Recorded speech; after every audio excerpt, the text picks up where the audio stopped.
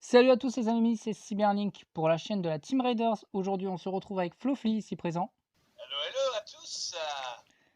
Alors, pour ceux qui ne se souviennent pas, Flofly, c'est tout simplement un streamer Yu-Gi-Oh! Mais il fait aussi du Pokémon. Récemment, il fait du WoW, donc World of Warcraft. Il fait aussi du Brawl Stars. Bref, il fait plein de types de streams différents. Et on rigole beaucoup avec lui. C'est un streamer qui est assez drôle. Et puis voilà, on a le sens de l'humour avec lui. Et puis, de toute façon, pour ceux qui ont été voir les émissions de Yugi TV avec lui, justement en tant que chroniqueur, vous aurez pu voir tout simplement que voilà, c'est un mec avec qui on rigole bien, qui a des bons avis diversifiés dans la communauté Yu-Gi-Oh! Etc. Et puis aussi, on a fait une émission récemment. La rediffusion a été mise début de semaine sur la chaîne. C'était Yugi de A à Z. Et voilà, qu'on fait principalement en live sur Twitch sur la chaîne de Flofly, mais que je fais les rediffusions à chaque fois sur la chaîne. Bon, je ne mens pas que pour me faire la rediffusion, ça m'a coûté 12 gigas dans mon téléphone. J'ai un peu cramé mon stockage, mais tout va bien. Mais c'est qu'un détail, c'est pour la bonne Oh, cause. c'est rien, tu vas en avoir un deuxième, c'est bon, tu vas en acheter un deuxième. T'inquiète. Non, mais après, de toute façon, je m'en fous, quoi. Je le fais pour la bonne cause. Mais c'est pas le téléchargement qui me cassait les couilles, c'est la mise en ligne qui m'a cassé les couilles. Un coup, c'était un problème de décalage sonore. Un coup, c'était qu'il y avait des cuts de son pour aucune raison. Ah, c'était horrible. C'était horrible. Donc, j'ai dû changer de Ce plateforme qui de. arrive. Bah, c'est parce que j'avais l'habitude sur un site de plateforme de téléchargement exprès pour. Mais malheureusement, il m'a un peu enculé, donc j'ai dû changer. Donc, c'est pour ça que j'ai mis plus de temps à la sortir. Mais sinon, voilà, on s'égare, mais comme d'habitude avec Flowfly, on s'est toujours égaré à un moment donné. Bref, tout simplement, comme dans les anciennes vidéos de présentation, on va tout simplement laisser Flo se présenter. Donc bien évidemment, si le contenu vous plaît, comme d'habitude, n'hésitez pas à lâcher votre meilleur pouce bleu, de vous abonner à la chaîne et de cliquer sur la cloche des notifications pour être au courant des futures sorties des vidéos. Et aussi, n'hésitez pas à aller checker le serveur Discord de Flowfly ainsi que sa chaîne Twitch. Tout le lien sera, comme d'habitude, dans la description. Alors, Flowfly, maintenant la parole est à toi. Ah, parfait. Au top, au top. Mais voilà, bien le bonjour à tous tes petits gens qui regardent cette vidéo et à tes abonnés. Voilà, donc moi, en clair, je m'appelle Florent, alias Fluffy, et en fait, je suis streamer depuis un peu plus d'un an maintenant. J'ai commencé avec le confinement, on va dire comme trois quarts des gens ont fait, n'est-ce pas? Et au début, je streamais pas mal de Yu-Gi-Oh, mais aussi j'essaie de faire d'autres contenus, à jouer comme tu disais à Pokémon TCG, je me suis remis à Pokémon tout court. Là pour l'instant je joue à World of Warcraft. Enfin bref, on fait plein de choses. Et si je devais résumer mes jeux phares, c'est d'abord Yu-Gi-Oh! Pendant tout un temps c'était Clash Royale.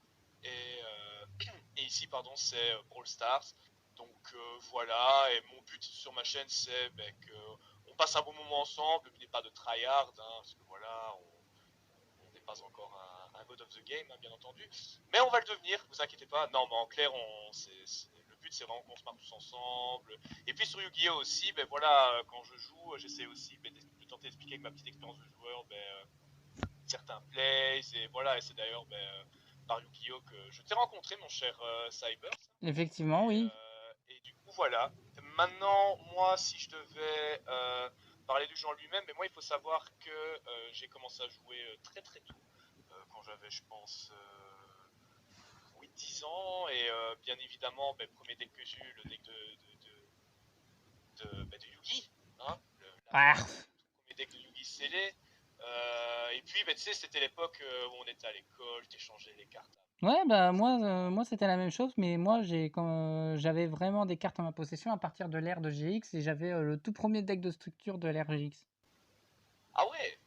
En fait, moi, c'est comme je disais, j'ai commencé vraiment un cours de récré, qu'on échangeait, Ouais, qu'on c'était la même. C'était la même.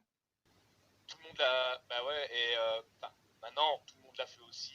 Oui, J'ai bien sûr. imprimé des cartes, j'essaie de les trafiquer en mode, regarde, c'est un dieu égyptien comme t'en as jamais vu, et ça marchait. Bon, des fois ça marchait pas, ça, that's life, j'ai envie de dire.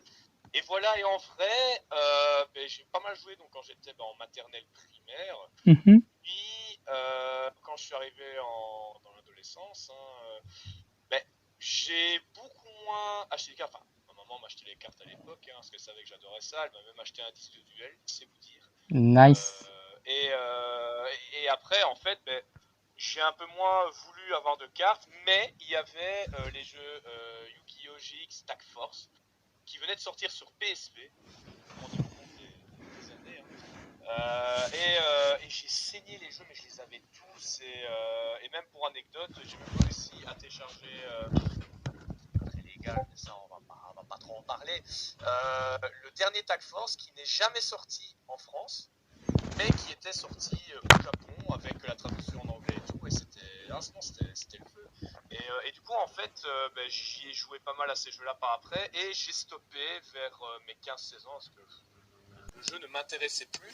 Et il faut savoir en fait que j'ai repris il y a donc euh, 4 ans, d'ici maintenant à peu près. Le jeu par pur hasard, en fait, c'est vraiment, je passais devant mon petit magasin geek, hein, Leclerc, hein, qui est maintenant ma seconde maison, puisque c'est le trois quarts du temps là-bas que je vais faire des duels IRL. Et en fait, je passais par là pour voir les BD, etc. Et à un moment, j'arrive devant la caisse, et là, ils affichent toutes les deck box, les decks Yu-Gi-Oh! Pokémon, tout ce que vous voulez. Et je vois les decks Joey revient, pardon, Kaiba revient, Yugi revient, etc. Et je passe une fois, deux fois, et puis je me dis, ah, allez, j'ai envie d'en reprendre un deck là, même si je joue tout seul comme un imbécile, tu vois. Et au final, j'ai craqué. Je me suis dit, ouais, tant pis si j'ai 22 ans, rien à cirer, etc. Et en fait, par la suite, ce qui était très drôle, c'est que quand je faisais mes études d'éducateur spécialisé, parce que je suis éducateur spécialisé, à la base, là, il y a un pote qui m'a dit, oh, toi aussi tu joues à Yu-Gi-Oh! Je dis, bah là, je viens de racheter des cartes et tout, mais je sais pas s'il y a quelqu'un qui joue. Il dit, si, si, moi aussi. Et en fait, on a commencé à faire un tout petit groupe comme ça pour jouer au jeu. Et, euh, et après, j'ai demandé Tu à la peux me personne qui retirer tient mon le magasin, boulet? enfin un des gérants, s'ils organisaient T'arrives pas, toi, t'as dit des non? tournois, s'il y avait une communauté. Et alors, ils m'ont dit oui, oui, il y a une petite communauté de joueurs qui est là. À l'époque, c'était WIT. Et du coup, je passais mon temps à venir par ici. Je rencontrais des joueurs qui sont devenus des potes, voire même un ou deux, des amis proches. Et franchement, c'était grave cool. Et ce qui est hyper intéressant, c'est que au plus on avance, au plus la communauté s'est agrandie. Il y a plein de joueurs qui viennent jouer dans notre magasin. Enfin, il sait que le Covid, c'est un peu compliqué, malheureusement. Mais non, et c'est comme ça en fait que j'ai repris le jeu, mais et aussi que je me suis intéressé à l'aspect compétitif, parce que pour moi, Yu-Gi-Oh! Il n'y avait pas de compétition, etc. Et c'est en regardant des streams de Konami sur Twitch, et en parlant avec les potes, je me suis dit, putain, mais en fait, il y a un niveau compétitif qui est énorme, tu vois. Et donc voilà, en gros, comment j'ai repris un peu le jeu, et la passion qui a été ravivée, bien entendu, et ça régale, tu vois. Désolé les amis, j'ai dû m'absenter quelques petites minutes. D'accord, très bien. Dans ce cas, moi j'ai des petites questions, Flo. C'est par rapport à ce que tu sais, avec comme quoi la petite communauté s'est créée petit à petit, et comme quoi que tu avais voulu reprendre justement grâce au magasin Linkler et avec les decks de structure Kaiba et Yugi revient. Mais au jour d'aujourd'hui, est-ce que tu joues principalement un deck fixe ou est-ce que tu touches un petit peu à tout selon ce que tu peux financer, jouer, etc. C'est-à-dire que moi, de base, ce que j'adore quand je joue à Yu-Gi-Oh! C'est les decks contrôle, je vais dire. Moi, c'est mon dada, c'est mon bébé. Et donc, il faut savoir que le premier deck compétitif que j'ai repris, c'était Altergeist. Je m'en doutais. L'Altergeist de l'époque qui défonçait des bouches avec village caché des magiciens, etc. C'était vraiment incroyable. Et après, en fait, j'ai jamais spécialement trop aimé les combos, déjà parce que malheureusement mon cerveau ne me permet pas d'enregistrer 10 000 combos. Et, et d'autre part, parce que c'est pas mon style de jeu. Moi, en fait, Yu-Gi-Oh! Dans ma manière de voir le jeu, c'est un peu comme un jeu d'échecs. Je sais Mhm. que c'est un comparatif qui peut être bizarre, mais c'est dans le sens que je pose mes pions, enfin, je pose mes cartes, je les déplace, enfin je les joue, et j'essaye toujours de contrer la stratégie adverse, ou de bien casser les pieds. C'est pour ça que j'aime beaucoup dire, j'adore jouer des decks chiants, etc. Mais moi, c'est ça que j'adore dans des contrôles, c'est de pouvoir, en ne faisant pas 10 000 trucs, pouvoir gêner l'adversaire, même si, ben voilà, les joueurs qui jouent principalement des combos, ben, ce sont aussi également très bons joueurs, hein, c'est pas pour dire d'eux, mais moi, Mhm. dans mon style de jeu, c'est vraiment les decks contrôle. Donc par exemple, si je devais résumer tous les decks compétitifs que j'ai joué, ben, il y a Guru également, Altergeist comme je disais, Eidlich que j'ai beaucoup joué, avec des variantes hein, comme Eidlich Dogmatica, Eidlich Invoked, et sinon au niveau deck contrôle, ah oui, il y a Dino aussi que j'ai pas mal joué. Et là, avec, bon, petite parenthèse, mais le Scrap Raptor qui est là, c'est juste le feu.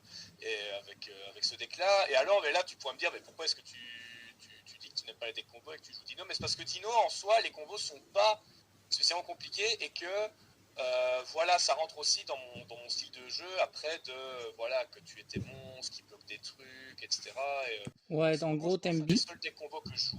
tu préfères jouer principalement des decks que tu préfères jouer en préférence, quoi. Oui, Principalement. oui, c'est ça. Et maintenant, j'ai déjà testé d'autres decks. Hein. J'avais testé aussi Salmon Great, mais j'étais pas du tout bon avec le deck. Enfin voilà, moi, pour résumer, c'est vraiment les decks que j'ai touchés.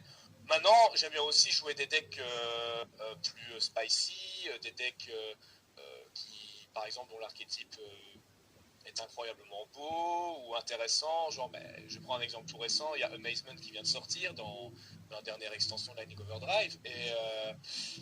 Et là, c'est un archétype qui est très intéressant et drôle à jouer. Je ne dis pas qu'il sera top tier, peut-être un jour, on verra. Mais voilà, Inch'Allah. l'archétype me plaît, la mécanique me plaît. C'est comme, par exemple, moi, mon deck de cœur, c'est Elle Noire. C'est mon deck de cœur. Et ici, même si ça fait longtemps que je ne l'ai pas joué, le jour où ils ressortiront encore du support, mon gars, mais je vais te jouer ce deck-là parce que c'est trop bien. Sinon, dans les decks de cœur aussi, il y a Bête Cristalline Mhm. que j'ai également comme deck et qui est trop cool à jouer.